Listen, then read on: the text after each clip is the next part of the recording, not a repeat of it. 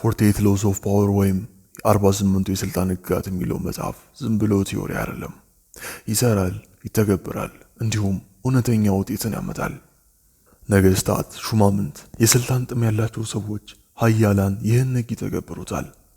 ቫይኪንግስ ኤንድ ቫይኪንግስ ቫልሃላ የሚለውን ፊልም የዚህ ነጸብራቅ ነው። ነገስታት፣ ሹማምንት፣ ሀያላን፣ አፈቀላጤያን ስልጣንን ለመጨበጥ የሚያደርጉት እንቅስቃሴ ነው። እነዚህ ገጸ ባህሪያት ስልጣንን ለመያዝ ስልጣንን ለማቆየት 48 ሎስ ኦፍ ፓወር ላይ ያሉትን ህግጋት ተግብረውታል። ስልጣንን አግኝተዋል፣ ስልጣናቸውን አቆይተዋል።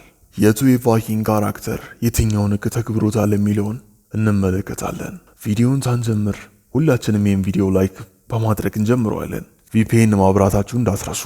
ኮሜንት ላይ አንድ ቁጥርን አስቀምጡ። ይህን ቪዲዮ ቫይራል እንዲወጣ ያግዘዋል።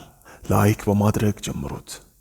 ለቻናሉ አዲስ ከሆናችሁ የሰብስክራይብ እና የደወል ምልክቷን መጫናችሁን እርግጠኛ ሁኑ። የደወል ምልክቱ ከበራ ቪዲዮ ስንለቅ ቶሎ ይደርሳችኋል። ህግ 6 የትኛውንም ዋጋ ከፍለ ትኩረትን ሳብ። ሁሉም ነገር የሚመዘነው ሲታይ ብቻ ነው። የማይታይ የተሸፈነ ነገር ከምንም አይቆጠርም። ስለዚህ የሁሉንም ትኩረት ለመሳብ ተነስ።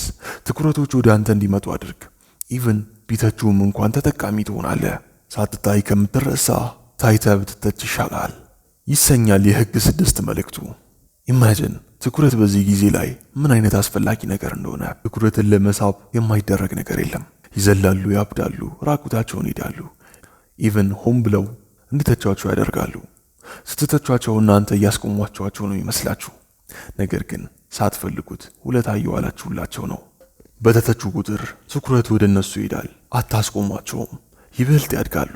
እይታ፣ ትኩረት፣ ኢንጌጅመንት፣ ኮሜንት ስታደርጉ አልጎሪዝሙ የእነሱን ቪዲዮ በጣም ቫይራል ያደርገዋል።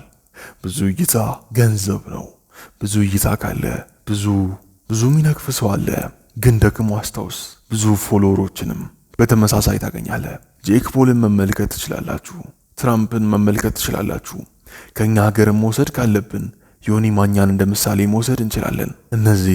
እነዚህ ወሬ በሞቀበት የሚሮጡ ትኩረት በዞረበት ሄደው ትኩረትን ወደ ራሳቸው ለማድረግ የሚሞክሩ ሰዎች ናቸው። ዮኒ ማኛ በጣም የሚመቸኝ ሰው ነው።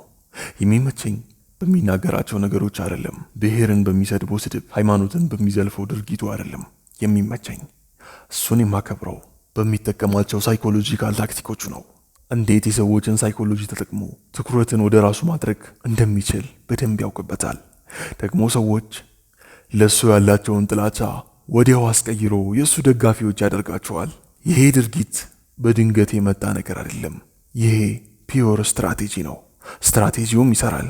ፌመስ የነበረው የዛሬ 10 ዓመት ገደማ ነበር። በነ ፌስቡክ ዘመን በተቀጠቀ ስልክ በሚጠቀሙበት ዘመን እሱ ኢንፍሉዌንሻል ሰው ነበር። ይታያችሁ አሁንም ኢንፍሉዌንሻል ሰው ነው። ዝም ብሎ ነገር ከመሰላችሁ ቲክቶክ ሲጀመር ኢንፍሉዌንሻል የነበሩትን ሰዎች አንዴ ተመልከቱ። አሁን ከ5 ዓመት በኋላ ላይ ያሉትን ቲክቶከሮች ደግሞ ተመልከቱ። የድሮዎቹ ኦልሞስት ተረስተዋል፣ እየተረሱም ነው። ከዛሬ 5 ዓመት በኋላ ቶታሊ ይረሳሉ። ሁሌም ቢሆን አንደኛ አትሆንም። በኢንተርኔት ላይ ትነሳለህ፣ ትወርዳለህ፣ እንዲሁም ትረሳለህ። ዮኒ ማኛ ግን ከ10 ዓመት በላይ ከ10 ዓመት በኋላም እሱ ቶፕ ነው። አሁንም የመነጋገሪያ ርዕስ ነው። ትኩረቶች በሙሉ ወደ እሱ ይሄዳሉ። አንዴ ጴንጤ ይሆናል፣ አንዴ ሙስሊም ይሆናል፣ አንዴ ኦርቶዶክስ ይሆናል። ጀስት ትኩረቶቹን በሙሉ ወደ እሱ እንዲመጡ። ሌሎች ሃይማኖቶቹን ይዘልፋል፣ ይናቆራል፣ ብሔሮችን ይሰድባል፣ የጥላቻ የዘረኝነት ስድብን ይሳደባል። ከዛም ከፍተኛ ጥላቻና ዛቻን እንዲሁም ትችትን ያስተናግዳል። የዮኒ ማኛ ብልህነት እዚህ ጋር ነው። የመጨረሻ ስትጠላው ያንተን ሐሳብ፣ ያንተን ብሔር፣ ያንተን ሃይማኖት መስሎ ብቅ ይላል። ከዛስ ለሱ የነበረ ጥላቻ ይጠፋና የሱ ደጋፊ ትሆናለህ። በዚህ ጂኒየስነቱ አደንቀዋለሁ።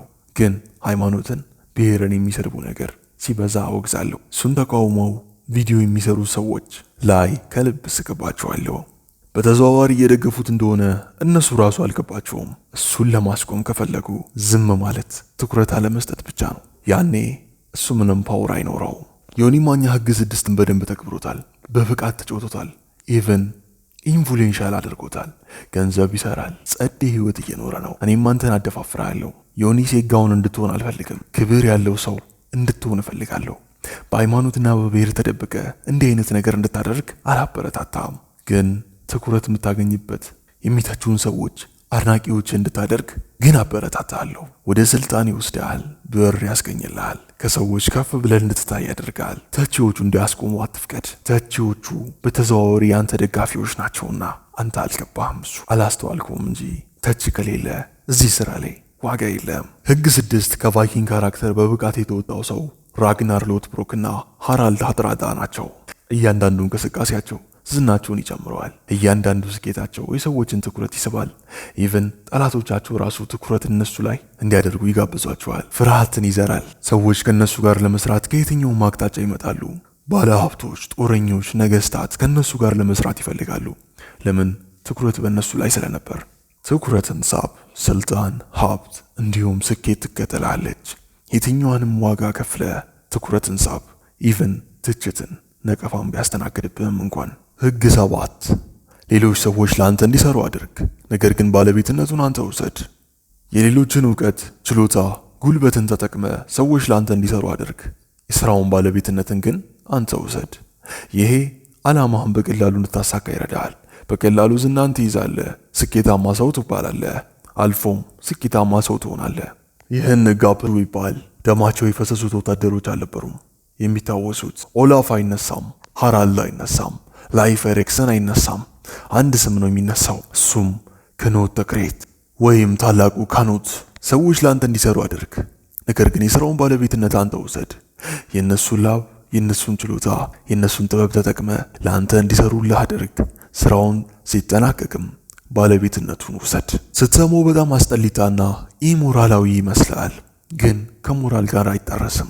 የምታያቸው ሲዮ የድርጅት ባለቤቶች፣ አሰሪዎች የሚያደርጉት ነገር ነው።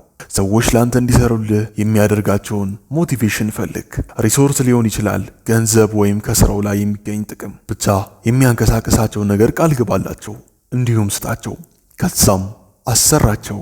የሥራውን ባለቤትነት አንተ ውሰድ። ክኖት እንዲህ ነው ያደረገው። ለኦላፍ ዓላማው የሆነውን ጣዖት አምላኪ የሆኑትን ቫይኪንጎች ክርስትና እንዲቀበሉ እንደሚያበረታተው ቃል ገባለት። ለሃራልድ የኖርዌይ ንጉሥ እንደሚያደርገው ቃል ይገባለታል። ለላይፍ ኤሪክሰን ደግሞ እህቱ ፍሬዲስ ኤሪክ ዶተርን ነፃ እንደሚያወጣት ቃል ይገባላታል። እናም ክኑት አስተዋጽኦ ያደረጉት በሙሉ በሚገባ ከፍሏቸዋል። ልብ በል፣ አንተም በወንድማማችነትና በጓደኝነት ብቻ ተጠቅመ ለእኔ ይሰሩልኛል ብለህ ብትነሳ ምናልባት አብራችሁ ልትሰሩ ትችላላችሁ። ግን ልብ በል፣ ስራው ይጠናቀቃል፣ ባለቤትነቱንም አብረው ይወስዱብሃል። ምንጊዜም ቢሆን መክፈል አለብህ። በገንዘብ ሊሆን ይችላል፣ ወይም በሚፈልጉት ነገር፣ በጥቅማ ጥቅም ሊሆን ይችላል። እንዲህ ስታደርግ ይህን ሕግ በስትክክል ትተገብረዋለህ። ሌሎች ሰዎች ለአንተ እንዲሰሩ አድርግ። የስራውን ባለቤትነት አንተ ውሰድ። ሕግ 8 ሰዎች ወደ አንተ እንዲመጡ አድርግ። አስፈላጊ ከሆነም ማታለያ ወጥመድን ተጠቀም። ሰዎች ወደ አንተ እንዲመጡ ስታደርግ አንተ ሁኔታውን በሙሉ ትቆጣጠራለህ። ሰዎች በእቅድህ እንዲወድቁ አድርግ፣ በአንተ እጅ እንዲወድቁ አድርግ። ያኔ ኃይል ወደ አንተ ታጋድላለች። ሁኔታውን አቅጣጫ ማስያዝ ትችላለህ። ሰዎች ወደ አንተ እንዲመጡ ወጥመድን ተጠቀም። ገንዘብ ሊሆን ይችላል፣ ኦፖርቹኒቲ ሊሆን ይችላል። ሰዎችን የሚስብ ነገር ታስቀምጥ ትችላለህ። ሰዎች ወደ አንተ ሲመጡ ያኔ በእቅድ ወጥመድ ይጠመዳሉ፣ በእጅ ውስጥ ይወድቃሉ። በቀላሉ ታሸንፋቸዋለህ። በቀላሉ ሁኔታውን ትቆጣጠራለህ። ይህን ሕግ ራግናር እና ሃራልድ ተጫውተውታል። ራግናር ያሳካውን ስኬት ተጠቅሞ አሊያንስ ወይም ህብረት እንዲፈጠር ረድቶታል። ንጉሶች፣ ሹማምንቶች፣ መሳፍንቶች ወደሱ እንዲመጡ አድርጓቸዋል። እናም ዓላማው እንዲያሳካ ረድቶታል። የሱ ስኬቱ ማጥመጃ መንጠቆ ነበር። ሰዎች ወደሱ እንዲመጡ አደረገ፣ ዓላማውንም አሳካ። ክኑት ዘ ግሬት እሱም በተመሳሳይ ወጥመድን ተጠቀመ። ልጅ ኤድመንድ ዘለፈው፣ አናደደው፣ ጦርነት እንዲያደርግ ገፋፋው። የተሸነፈ አስመስሎ ወደ ኋላ ሸሸ። ልጅ ኤድመንድም ተከተለው። ከዛም ድልድዩን አፈረሱት። ወዲያውም ልጅ ኤድመንድን ያዙት። ይህን ሕግ በደንብ ተጠቅሞታል። ክኑት ዘ ግሬት ወደሱ እንዲመጣ አደረገ። ከዛም ለእቅዱ እንዲወድቅ በማድረግ ኢንግላንድን ያዘ። ሃራልድ ሃትራዳ በተመሳሳይ ይህን ሕግ ተጠቅሞታል። ሃራልድ አስደማሚ ስብዕናውንና የጦርኝነት ብቃቱን ተጠቅሞ ሰዎች ወደሱ እንዲመጡ አድርጓል። ይህ ሰው በፊልም ላይ ብዙም ታሪኩ አልተነገረለትም። በእውነተኛ ታሪኩ ስንሄድ ይህ ጀግና ሰው ከኖርዌይ ከተባረረ በኋላ የተለያዩ ግዛቶችን ተሰዶ ነበር። ወደ ላንድ ኦፍ ሩስ ወይም በዚህ ሰዓት ከሄድን ራሽያ፣ ዩክሬን አካባቢ ይኖሩ የነበሩ ጎሳዎች ነበሩ። ቆስጠንጢና ሄዶ ቅጥር ተዋጊ ነበር። ብዙ ዓለማትን የሚጓዝ እድልም ገጥሞት ነበር። ይህ ሰው ጦረኛ ሰው ነው። ይህ ሰው ወታደሮች እሱን ሲመለከቱ ውፍጥን ብለው ይቆማሉ። ሲያዩት ሁላ ሞራላቸው ይመጣል። ግዙፍ ነው፣ ጠንካራ ነው፣ የወንዶች ወንድ ነው። ሰዎችን በተፈጥሮ ይስባል። አልፋ ወንድ ነው። ሳቢ የሆነ ማንነት አለው። ነጋዴዎች ወደሱ ይመጣሉ። የጦር ችሎታውና ሳቢ ስብዕናው ነጋዴዎች ወደሱ እንዲመጡ ያደርጋቸዋል። እቃቸው ሲጓጓዝ ንብረታቸውን ከወንበዴ ይጠብቃል። በምላሹም ከባድ ክፍያን ያገኛል። ለመሳፍንት ቅጥር ተዋጊ ወይም መርሰናሪ ሆኖ ይዋጋል። በምላሹም ዳጎስ ያለ የወርቅ ክፍያን ያገኛል። ቆስጠንጢንያ ሄዶ እንዲሁ ያገለግል ነበር። ኢቭን ካሪዝማቲክ የሆነ ስብዕናው የቆስጠንጢንያን ንግሥት የሆነችውን ንግሥት ዞዊ ልቧን እንዲሰርቀው ያደርጋል። ከልቧ ነበር የምታፈቅረው። ታብድለታለች። ንጉሡ ይህን አወቀ። ቀናባት። በጣም ይቀናበት ነበር። ሃራልድን አሰረው። ሊያስገድለው የሚፈልግ ነበር፣ ግን አስመለጡት። ሃራልድም ወጣ። ንጉሡን በእጁ አይኑን አጠፋለት። እስር ቤትም ወረወረው። ንጉሳችን ተነካ ብለው ያመጹትን ወታደሮች አንድ በአንድ ጨፈጨፋቸው። ንግሥቷን ዞዊ አግብቶ የቆስጠንጢንያ ንጉሥ መሆን ይችል ነበር፣ ግን እሱ ልቦ ያለው ኖርዌይ ነበርና ከንግሥቲቱ ተደብቆ በማምለጥ ከወታደሩ ጋር ወደ ኖርዌይ አመራ። የኖርዌይ ንጉሥም ሆነ። ንግሥቷ የሃራልድ መጥፋትን ስታይ በጣም አዝና አልቅሳ ነበር። እሱ ግን ከእሷ ፍቅር ዓላማውን መረጠ። ፊልሙ ተቀራራቢ ታሪክን እንጂ እውነተኛ ታሪክን አይደለም የነገረን። ነገር ግን ሃራልድ ይህን ንግሥ አክብሮት ነበር። ስብዕናውን ተጠቅሞ ሰዎች ወደሱ እንዲመጡ አድርጓል። ንግሥቲቷ ወደሱ እንድትመጣ አድርጓት ነበር። ነጋዴዎች ወደሱ እንዲመጡ አድርጓቸው ነበር። መሳፍንቶች ወደሱ እንዲመጡ አድርጓቸው ነበር። ዓላማውንም አሳካ። የኖርዌይ ንጉሥ ሆነ። ሰዎች ወደ አንተ እንዲመጡ አድርግ። አንተ ወደ እነሱ ከምትሄድ ይልቅ ማጥመጃ ወጥመድን ተጠቀም። ገንዘብን፣ ኦፖርቹኒቲን፣ ስኬትን እንዲሁም ችሎታን እንደ ወጥመድነት ተጠቀም። ሰዎች ተስበው ሲመጡ ወደ ፈለግከው አቅጣጫ ሁኔታውን ልትቀይረው ትችላለህ። ሰዎች ወደ አንተ እንዲመጡ ማታለያ ወጥመድን ተጠቀም። ሕግ 9 ሰዎችን በድርጊትህ እንጂ በክርክር ለማሸነፍ አትሞክር። በክርክር የምታገኘው ድል ጊዜያዊ ነው። እንዲሁም ቅሬታን ወይም ቂምን ሊፈጥር ይችላል። ሰዎች ቃላቶችህን ላይቀበሉ ይችላሉ። ቃላቶችህን ሊቃወሙ ይችላሉ፣ ሊከራከሩህም ይችላሉ። ነገር ግን ሰዎች የሚያዩትን ድርጊት ፈጽመው ሊቃወሙ አይችሉም። ምክንያቱም ከቃል በላይ ድርጊት አሳማኝ ነውና። ይህን ሕግ በብቃት የተከበረው ካራክተር ላይፍ ኤሪክሰን ነው። ላይፍ ኤሪክሰንን ተመልከቱት። ልዑል ሃራልድ ላይፍ ኤሪክሰንን የመረጠው እንደ ሌሎቹ ቫይኪንጎች ደረቱን ሲደቃ ጮክ ብሎ ሲናገር ወይም ስለ ጀብዱ በመናገር አልነበረም።